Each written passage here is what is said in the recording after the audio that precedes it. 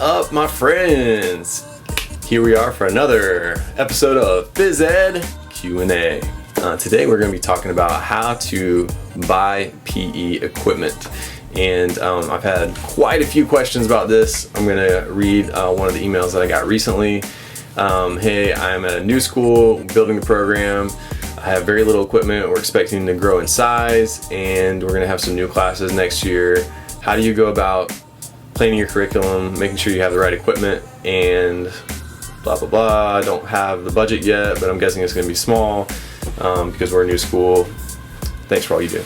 All right, so those kind of questions come in quite a bit. Let me tell you, the first thing that you need to do is get your budget for how much you're going to spend, and then look at the things that you can do to save money by Googling DIY and then whatever you want. Now, obviously, you're not going to DIY a basketball, but you might be able to go somewhere like Amazon or get a discount code from one of the equipment retailers so you're not paying full price. If you don't have a discount code, you can call somebody at that retailer and ask for one, because I'm sure they would be willing to give you one. So do some price checking. A lot of times some of the department stores in your area might be having a clearance sale or something like that. You can, if you're looking for something big, like for example a balance beam, you can Google DIY balance beam, and there's plenty of plans online how to build things like that very simply and very cheaply. If you're not handy, get some parents or some teachers in the school to help you out and to volunteer some time and skills in doing that. A few other ideas are you can do a fundraiser. There are lots of fundraiser ideas. Google PE fundraisers.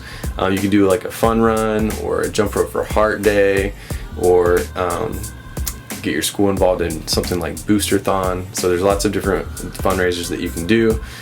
You could go to local places like a golf club or a tennis club and tell them that you're wanting to implement a tennis or golf program, and obviously that's going to benefit them because you're teaching kids how to play the sport that their business is based off of. So a lot of times they will be willing to give you equipment.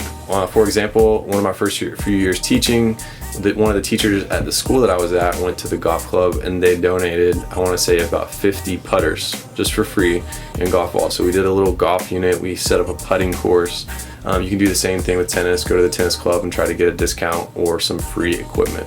Also at Goodwill, every time I'm at a thrift store, I can see like a gigantic corner full of golf clubs.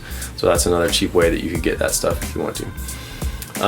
You can also do things like DonorsChoose. If you've never done a DonorsChoose grant, it is really simple. You just start out small and pick something like $200 to $400, I think it is, and people will fund your grant. I've gotten 3 DonorsChoose grants and some awesome equipment funded through that program. It's a great program. If you're interested in seeing some of my favorite equipment, you can check out my Amazon store. I'll put a link down in the description. And those are some of the things that I get off of Amazon because the prices are a little bit better than some of the other places I have price checked. So some other things that you can do really cheaply are go to your dollar store and buy things like noodles. I have a ton of noodles, and if you go at the right time, the right season, you can go and get some noodles at your dollar store. You can slice them in half, you can make little noodle bits and play tons of different games with noodles. If you're not sure about what games you can play, Google games with noodles and you'll find lots of different stuff. Also, don't forget that you can be creative. You don't have to have, if you have 25 kids, you don't necessarily need 25 basketballs. Maybe you have 10 basketballs, 10 playground balls, and then 5 little mini arcade style basketballs to give your kids a choice to differentiate. And then also you can use those playground balls for other things like Foursquare and for your younger kids to be bouncing and catching and things like that. So those are some ideas for you when you're trying to figure out what you're going to order. Have fun with it. Spending money is fun. Try to get the most bang for your buck. And if you have any other tips or ideas for ordering equipment, leave them down in the comment section below. Hope you guys have an awesome day. Thanks for watching. If you want to have your question answered on the internet, you can hit me up on Twitter with your question at the PE Specialist. Hashtag it, PhysEdQ&A. Hope you guys have a great day.